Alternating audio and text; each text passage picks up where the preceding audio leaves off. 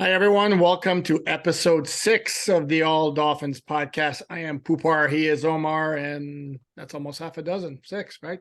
Today, a couple of interesting items to discuss. Not a whole lot in terms of player movement the last week, other than Eric Rowe signing with the Carolina Panthers. They're done. Wasn't coming back. On a personal note, Eric Rowe, one of the nicest guys to come across the Dolphin locker room in a while. But couple of things that made news / headlines this week involve Tyreek Hill and indirectly involve Christian Wilkins. First off, Tyreek Hill saying in a podcast with a former of Chiefs teammates, his plan as of right now is to play 3 more years and then retire.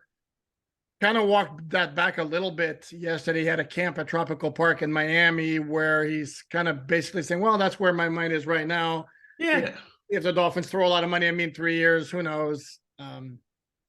Your thoughts on the whole thing? I can't pay attention to a player talking about retirement so far ahead. Maybe if we're talking about a season or 2 away, and Tyreek can see the end game coming.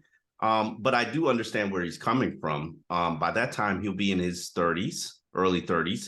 We all see. Just look, I'm doing my study and breakdown of what's available in free agency and what's out there in the market.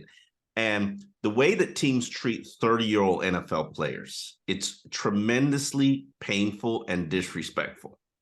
So I'm pretty sure Tyreek is looking at it from the standpoint of, I don't want to be treated like that. Before I get treated like that, and before teams say to me, hey, you got to play for $7 million a year, I'm just going to go do what I want to do in the business world and retirement and professional gaming.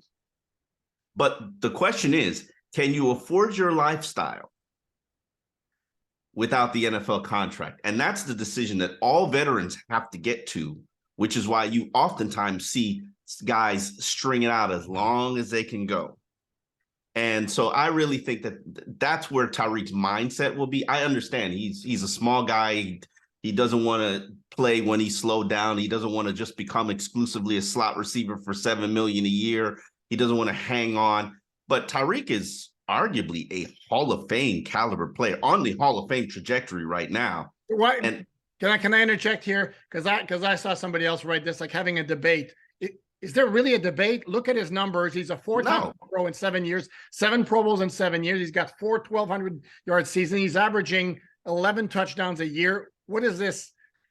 There's no debate. He's a slam dunk Hall of Famer unless his career completely goes south. I mean, it has to be on a drastic decline for his career within the next 4 years for him probably not to make it into the Hall of Fame. Yeah. Now, is he going to be a first ballot guy? I don't know. Maybe extending in another 3 years will make him a first ballot guy. It depends on what's really motivating this guy. And from my brief interaction with him, and you had more interaction with him last year, this guy is driven by winning. You didn't get that? I don't know. I mean, I don't know. He's kind of unique. I mean, because he's talking about right now what he's really, really into is gaming and all that. Yeah. And he's I think he's motivated by being the best at what he does, regardless of what it is. You talk about how he talks trash about being 5-0 against Jalen Waddle and Madden and all that. For a lot of guys, it's like we have fun. Tyreek Hill does not miss an opportunity to tell you he's really good at something. I think what motivates him more than anything else is being the best. But hold on, Poop. Let me interject here. Go ahead. What elite player did you ever know or come across that wasn't competitive at the 99th percentile level? No, I agree. But I think for some, the highest motivation is there. There's some who are completely driven, want to be the best. The ego is always there. If you're great, the ego is there. Sorry. But I think some of them would be like, okay, taking a little bit of a back seat and then the team succeeding at the highest level. And there are other guys like, I want to be the best and the results for the team will follow. I don't know if that makes sense. And I don't want to portray. I hear you, but I don't see that. I think if we had a game where Tyreek was targeted 3 times and the Dolphins won, we would not have a Mike Wallace situation. And I really look at it as you had way more exposure than me. But I think he wants to win at highest level. I don't think if he left the Dolphins and went to sign for another team, it would have to be a contender. And there isn't a lot of pros that would do that, in my opinion. There isn't a lot of pros that would just, forsake the money and just go latch onto a contender. To me, if Tyreek isn't winning, Tyreek's not involved. Except, well, here's the thing that I would say, and Dan Marino was asked after his career, and if I don't get the exact words perfectly right, don't nobody come at me, that the gist is the same. The gist was basically, would you trade your place in the Hall of Fame and all that for a Super Bowl ring? And Marino was like, no. I think there are some people who actually, and I don't know that there are many of them, but there are some players who would be like, yeah, I would want that Super Bowl ring. I think Tyreek would be like, no, give me the Hall of Fame. And again, it's not bagged, it's not wrong. He's already got the Super Bowl ring, though. Well, correct. See, that's one of the things that I think about. A lot of guys will hang on trying to get that ring. Tyreek's already got that ring. It's like everything else is a bonus from this. Yeah. So, ultimately, to me, it'll come down to how much is he enjoying the game and how much money can he make off the field. If he's got 6, 7 apartment complex and condominiums, and he's got incomes coming in and owns 5 McDonald's and then he'll probably just walk away from the game. But I don't know if he set himself up in the business world like that. But hey, it's a new day today. He can become a millionaire from gaming. No, correct. No, and he says he's working with sponsor. 2 quick points I want to make, though. I don't want this to be misconstrued in any way, shape, or form as any sort of shot against Tyreek, because the guy works like a madman. His preparation is outrageous. Absolutely. All that. So I want that clear. Number 2, here's the thing I also, to be technically correct here, and so every Dolphin fan understand exactly what we're talking about, because Tyreek said, I'm going to play out my Dolphin contract. Well, technically, his Dolphin contract is 4 more years, except that the 4th year was tacked on to spread out the signing bonus and the impact. Yes. His cap number for that 4th year, 2026, I think is like 64 million or some ridiculous number like that, that he'll never see. He obviously understands that. And then the Dolphins basically eat up 11 million of cap space or dead space that year because of the signing bonus, but then they save 45 million of cap space. Okay. So he's getting cut, released, or restructuring his deal in 2026. So when he says finishing on his contract, that's what he means. Bro, Tyreek Hill in 2 years, when his guaranteed money's up, Tyreek Hill is either forcing a trade or redoing his contract. There is no, so we could sit here and we could talk about his contract when his contract ends. When his guaranteed money's up, his contract is over, and he's going to get a new deal. Well, but his guarantee well, correct. In terms of the salary, I haven't even looked at the salary. I looked at the signing bonus, but that's why when he says I have 3 years remaining on my contract, technically it's 4. Okay, let's move on. Speaking of big contracts, big contract given out to Jeffrey Simmons, and Jeffrey Simmons is an interior defensive lineman. Christian Wilkins plays DN in a 3-4, but he's kind of a similar type of position. And don't think Christian Wilkins' agent is not looking at that contract and going, oh yeah, cha-ching. They're gonna get it. Yep, absolutely. No question about it. So how much more difficult do you think that's going to make the Dolphins being able to get Wilkins to contract extension? Are we at the point now where are they not going to give him a contract extension? No, it would benefit you if you wanted to use the money to spend to extend him. However, we've gotten this far in free agency. We're going to get back Byron Jones's money. There's no need to extend him right now. And to be honest, and I'm going to be honest and completely transparent, is Christian Wilkins Jeffrey Simmons? Is even close to Jeffrey Simmons? Had a great year last year. I don't know. Christian has had a great 2 years, but is he the impact player? Do defensive coordinators say, man, that Christian Wilkins, he's going to keep me up for the whole week? Does anybody say that? No. Okay. So I didn't like when people said, oh, Christian Wilkins, Quentin Williams, oh, those are going to set the bar for Christian Wilkins. What? Christian Wilkins is a $10-11 million a year player.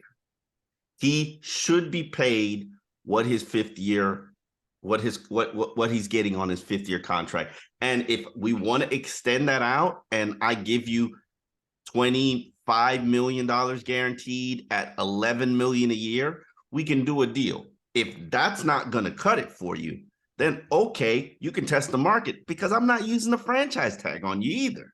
So I like Christian Wilkins. I think he's a great leader. I think he's a player who's trending upward.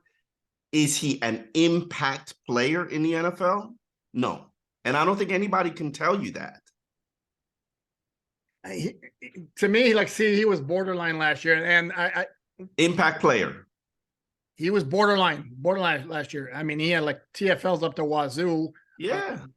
Nearly 100 tackles, which I don't think has ever been done for a defensive tackle. For a defensive tackle, no. Here's the other thing too is, however credence you want to give to those good folks, but Spotrac or Spotrac, however you pronounce it, estimate his market value at like 15 million a year. Okay. Which you kind of already indicated you're not buying that high.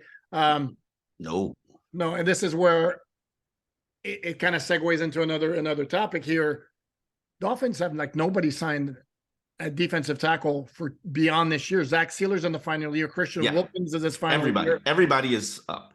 Yeah, Raekwon Davis, and at some point it's like even Emmanuel Ogbah is next year is an option year for $15 million. I'm not paying Christian Wilkins what I'm paying Emmanuel Ogbah. Let's put that on the table. Okay. He's not getting. Ogbah's not seeing that money unless he produces again. Like exactly. But Ogbah has the opportunity to produce. If he's a 9-sack type of player, an impact, because Ogbah was an impact player. You will agree with that, right? Mm-hmm. Okay. For 2 years before he got injured last year, he was an impact player. Impact players make $15-16 million on the defensive line. I'm sorry. Christian Wilkins, like him. He's been a stud of his draft class.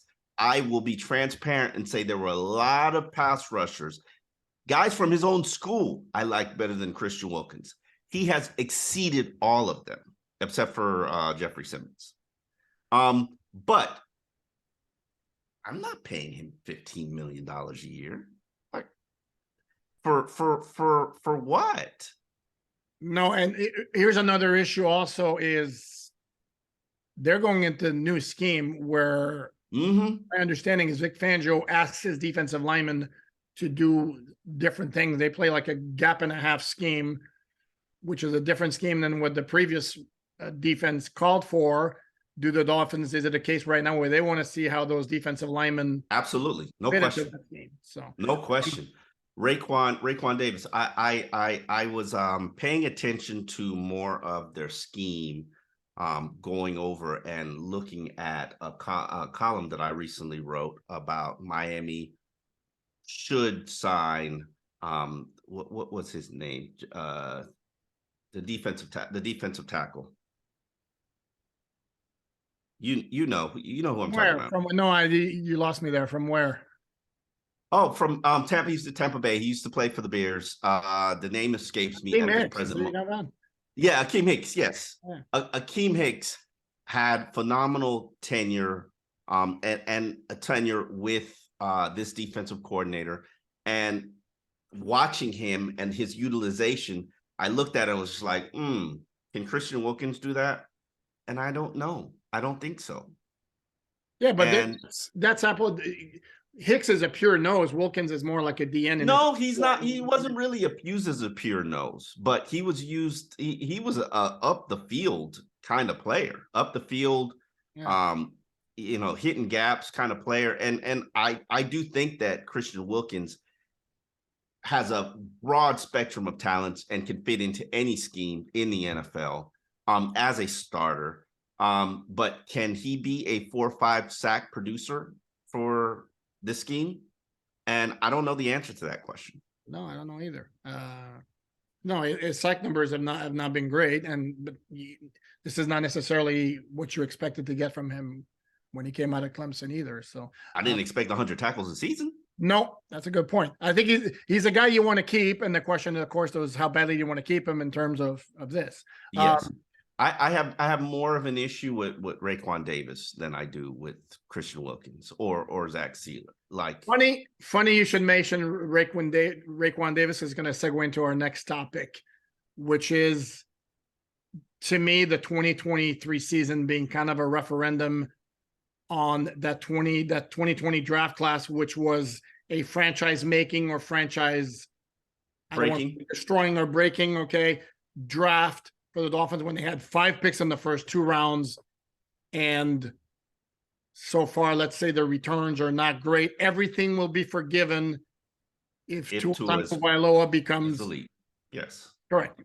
Becomes elite. If he doesn't, or if there are more injury issues, then we're looking at Tua, Austin Jackson, Noah Benogany, Raekwon Davis, who to me has yet to dazzle me. Robert Hunt's the one out of 5, of the picks in the first 2 rounds really stands out. Brandon Jones is not a bad selection as a third round. That's fine. As a third round, but yeah, the rest of that draft class is it's okay.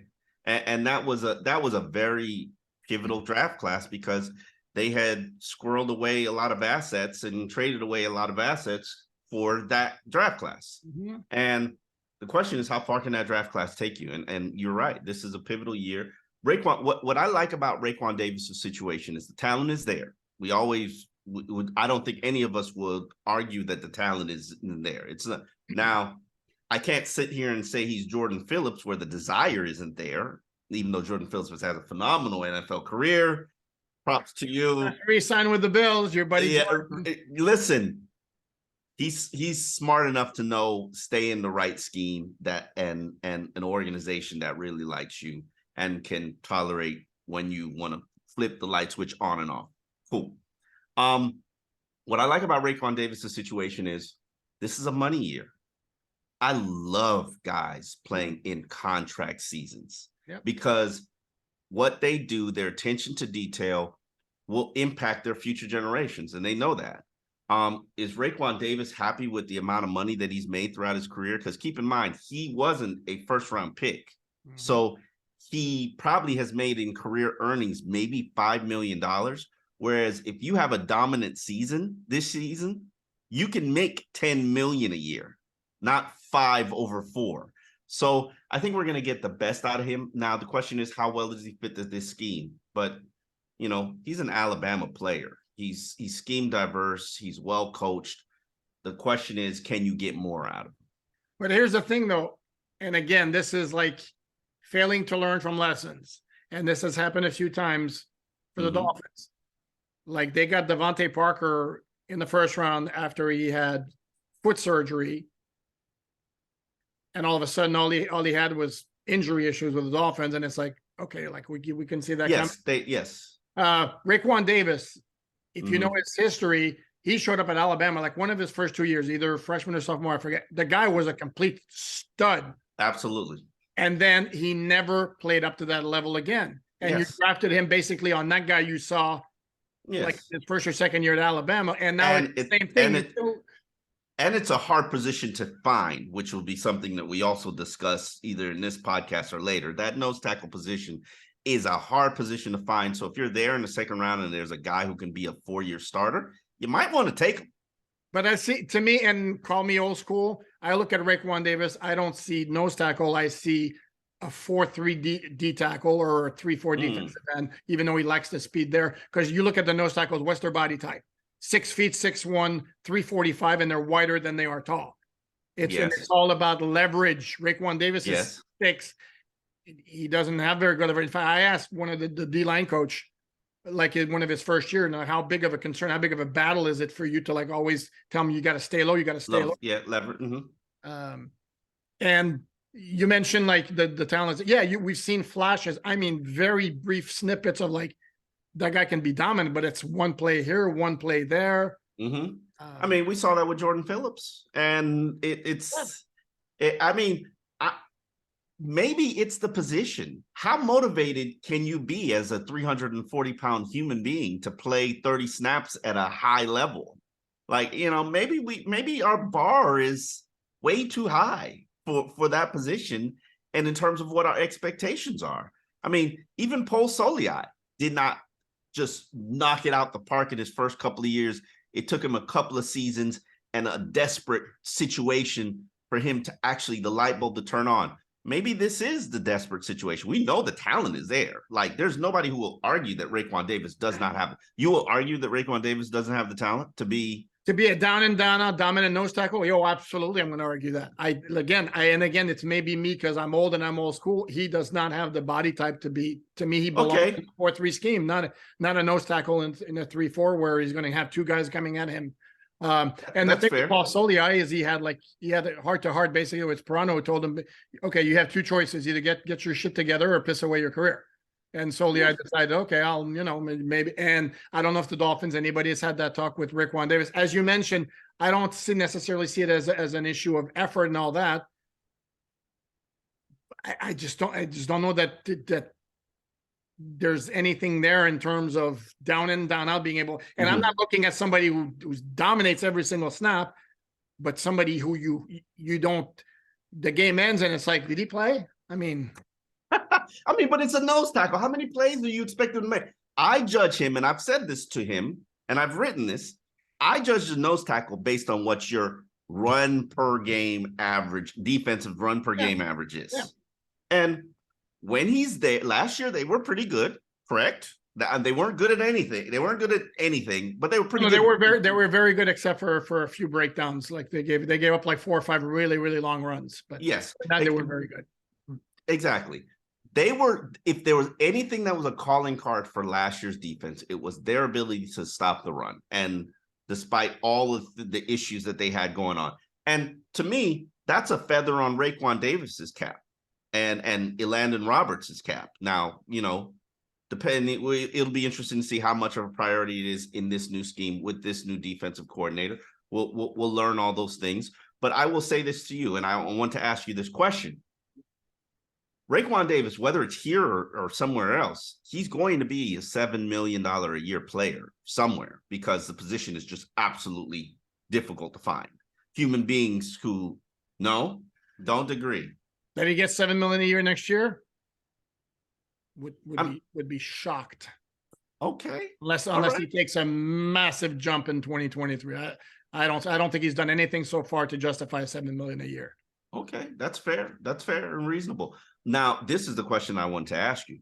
Who has had a better Dolphins career to this point, Raekwon Davis or Jordan Phillips? Jordan Phillips. I know you hate that. he's your foe, but Jordan Phillips, and right off the top of my head, I can remember like one signature play from Jordan Phillips, which was 2016 opener at Seattle, where he basically took the handoff away from the running back, caused a fumble, and somebody recovered it. I don't think I've ever seen Raekwon Davis make that kind of play. And on a down and down out, I think Raekwon Davis has been a little bit more consistent, maybe in terms of holding the line. I saw more splash plays from Jordan. So okay, I'll take it back. I'll take it back. I wanted to give you a hard time and go immediately. Yeah. Can I tell a good Jordan Phillips story? Can I tell my Jordan Phillips story where you were there where he wanted to fight me? He wanted to fight me after practice because I had tweeted. I forgot what my grievance was, what his grievance was with me, but it was one of those practices where he just loafed and just the typical Jordan Phillips practice where the switch wasn't turned on, and I talked about it, and I was like, okay, this is who he is, and he got so bothered and in his feelings. The next day he came to practice, and boy, that switch was turned on, and he was dominating, and he was out there killing it. And after practice, training camp practice, there were 3 coaches who came up to me and thanked me for turning on the Jordan Phillips switch, including Adam Gase. And lo and behold, then Jordan Phillips comes up and he wants to fight. And I'm like, you're a 6'4", 340-pound man. But he got cut later that year for the exact same thing, an issue that I complained about. But lo and behold, this guy's been in the league he's approaching double digits. Yeah. No, and this is where if you go back, and it's funny that you mentioned like coaches thanking you for doing that, because you go back in the day, Jimmy Johnson would use the media to send messages to his players. Whether it was direct quotes or he would come every once in a blue moon and shoot the breeze with us in the media room. And then if you wanted a message to get across to his player, like, I don't, whatever player X, it's like, that guy could be so good, but I don't know if he's got to try harder and not, Yeah, his heart ain't in it. Yeah, I remember that because I was an intern back in those days, and Jimmy was a magician at it. I believe he had a psychology degree. Yeah, he did. Yeah, he was very bright, pushing buttons for the players to get them going. And it was great for us too, because you'd get like, Oh yeah, absolutely. And players would read the newspaper. I remember, I forget which players would tell me, oh yeah, they had subscriptions to all the papers because they needed to know what Jimmy was saying about them. Yeah. So that was back in the heyday when actually people cared about what we did. Not that they don't care about what we do now, but yeah, it's different, and it's different from coaches too, because the idea of coaches using the media to get messages to players. If you want to use the term almost like embarrassing them publicly, now everything is more often than not. It's just there's trying hard, doing a good effort. Everything is the positivity, which is approach, and that's fine. No, yeah. You can't criticize players now. And what I used to love was going inside locker rooms and the minute right after a game and seeing players scroll their Twitter account or their burner Twitter account to find out what people were saying about them after the game, and that was searching their name, and that just became part of what this generation and this culture was about. And it's more about what's being said about you on social media than it is about what's being said about you in newspapers or whatever, but it's all good. Public service announcement when you hear players say on the record, like, I don't read the newspaper. Yeah, I don't read what people say. Bullshit.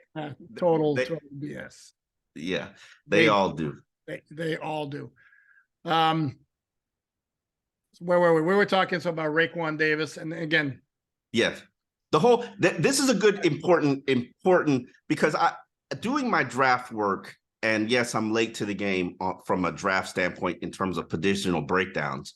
But when you look at where the Dolphins are with this roster, and I've done a positional breakdown for the site that you can go find in terms of what positions of need they have. They've got 3 very glaring needs that they got to address in the draft or after the draft and free agency.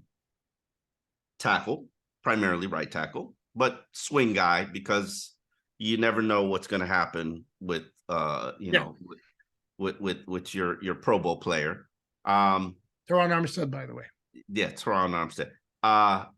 Tight end, and I get it. Durham Smythe got his extension, and I think it's a smart play by the organization because it basically gives them a vote of confidence. You don't have to be an asshole. You can be a mentor to the young guy you're going to groom because you're still going to be here. So you're going to continue to have your role, but it also kind of tips them off in terms of the guy that they're looking for, where the need for this inline option is, it'd be good if he had an inline option, but they need a big seam threat, red zone weapon. Or do they? Go ahead. You can go on to number 3, and we can go back to number 2. Go ahead. And then the nose tackle position, because as we just discussed, everybody on their defensive line is up. Everybody. And the hardest position to find is the nose tackle. And that position takes years to learn, groom, coach up. So you better start that now. You can't just, I'm going to draft the nose tackle in next year's draft, and he's going to be good to go. Yeah, he's going to be A-okay. Yeah, that don't work. It doesn't work like that in the NFL. And then when you look at nose tackles, they're not available in free agency. They don't become free, and when they do become free, they got back issues or things of that nature. So it'll be very interesting to see how they address 3 premier positions of need for them with only 2 really good draft picks. Correct. Which is also why I'm of the opinion. Don't say trade down. That's exactly what I'm going to say. In fact, somebody asked me that question about that possibly in a mailbag that was published on Sunday on alldolphins.com. Why? Why? because you need volume, you right now what they have is 1 second round pick, 1 third round pick, and they don't have anything else until the 6th or 7th. I don't disagree with you. And if we're talking about the third rounder, maybe I'll consider it. But with your first round pick, you're at pick 51. You know, five guys. That's a second round pick. That's the first pick. Yeah. With your second round pick, you're at pick 51. You will get a top 50 player in this draft. You will. Or top 51. No, you will get top 50. Somebody's going to select some quarterback. You're correct. A quarterback's going to go higher than he should. Yes. If somebody's going to select one, you could just take the quarter, because the quarterbacks won't be in the Dolphins top 50. They'll be there, but they won't really be in their top 50. So you, as a Dolphins organization, you're going to get a top 50 player on your board in this draft. You might be able to get a top 35 player on your board in this draft. Now, will it be a position of need? We'll see. But you can't afford to give that up. You're so talent starved because of how you've structured your contracts and how you've built your roster that you got no cheap depth, no cheap labor. Thank you for arguing my point for me, which is what wow. I would rather have. Let's say, to me, the ideal trade scenario is 51 for 2 third-round picks. Let's say 75 and 88. You're going to tell me you would rather have player 51 on the board, a top 50 player, than 75 and 88, which again gives you, it's 2 young players on rookie contracts for depth and foundational purposes. I like where you're going. I like the thought process. It's an important discussion to have. It will probably be something that they have to debate on draft day when their pick is up. However, I would rather have a Javon Holland than have 2 fillers. And excuse me, sorry for interrupting, but Javon Holland was pick 36. He wasn't pick 51. Okay, but your safeties usually go lower than they should have. But he was a borderline first round pick by all accounts, and one of the reasons he slid into the second, he didn't play in 2020. Now, so because for me, if you get somebody you deem a first round talent who somehow slides to 51, then I'm on board. There's gonna be somebody. There always is. There always is. Okay. And they will have a chance to get a top. I don't think this draft is that great. I don't think it's that deep. I don't want filler. I don't want bodies just to be here. I don't want to. I'm not saying that tight end has to be the pick at 51, but if you're giving me a chance at having a Darnell Washington or a Dalton Kincaid or a Sam Laporta at 51, or trade down and go get 2 okay tight ends, okay tight end and maybe an okay defensive lineman, I would rather have the player that, and this goes to my draft philosophy, I will prefer to select, especially early, when I'm talking about my top 50 picks, probably top 100 picks. I'm trying to draft a Pro Bowler that I'm going to have to break the bank for in 4 years. That's what I want to draft. And that's fine, but you better have that conviction on the guy. Otherwise, to me, if you trade down. Okay. Right? Otherwise, trade down. So if my tight end is gone, or my nose tackle is gone, or my offensive lineman is gone, you're saying, come on down, move on down. I'll give you an example, okay? Because Sam Laporta is a name who keeps coming up in connection with the Dolphins. And as is the case everywhere, and you know this very, very well, that you look, one draft analyst has him, he's a stud second round pick, and then some guys, third, fourth round pick. So again, the Dolphins have to have their own conviction. If they're, I think he's too small. I think he's too small. Yeah, he's kind of a swing guy, almost like an H-back type of guy. Okay. There you go. So if you have a conviction that he's much, much better than anybody else you could get in the third round, again, if you make that trade, then go for it. But I think, to me, the odds are, once you get the further down you get into the draft, the smaller the differentiation between prospects is. Okay. Where I think the difference, to me, between player 51 and player 75, again, I'm going to use that number as an example, trading 51 for 75 and 88.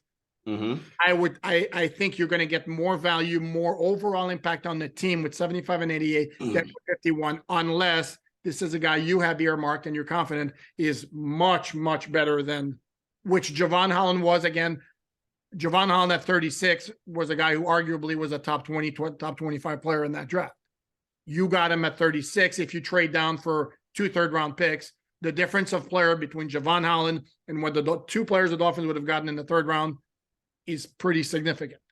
So in that case, yeah, I get the move of sticking there. But I'm not saying you absolutely do it. I'm saying that's something you very seriously consider unless you have a guy that you have a massive conviction on. I hate to say it. I don't want to be a smart ass, but obviously they had that conviction on Liam Eichenberg because they not only didn't trade down to get him, they traded up to get him.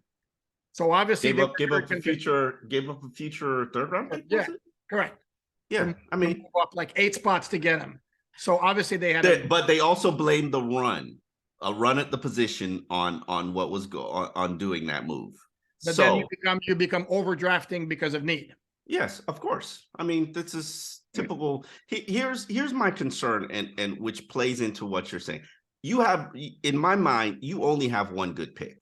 And I get it. The 3rd rounder is a relatively high pick, but I really don't see the draft as that substantial and deep. That's going to be a guy who's absolutely going to probably be a backup unless you're just not picking a position of need and somebody falls into your lap.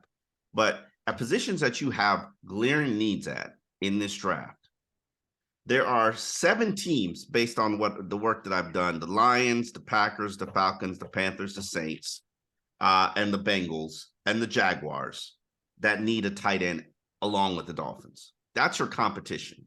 Now, are there 7 tight ends in this draft? People will say this is arguably one of the deepest drafts since, I forget what year it was, where the year after Gesicki's draft. So it's a good tight end draft. But do I feel confident that there are 7 in this draft that are going to be able to help me right away? Or am I rolling with what I've got? And you think you're rolling with what you got? I mean, hey. Because look, they got virtually nothing from the tight end. They got very little from the tight end position last year, and their offense, when it was humming, it was humming. And when it wasn't humming, it wasn't necessarily that the tight end position wasn't contributing. It was that the offensive line wasn't there. The wide receivers weren't getting open. Tua was off the mark. The running game was being abandoned too quickly. You couldn't pick up the short yardage. Yeah, we'd love to have, Travis Kelce, Darren Waller, George Kittle, one of those guys. But again, this offense to me is so centric on Tyreek Hill and Jalen Waddle and what they do and all the problems they create, that a need for a tight end for the Dolphins, I would argue, is smaller than probably any other team in the NFL. Okay, that's fair. Doing my research, Gesicki and Trent Sherfield, they both had 50 targets each. That's 100 targets that have left the room. Who are those 100 targets going to, Poop?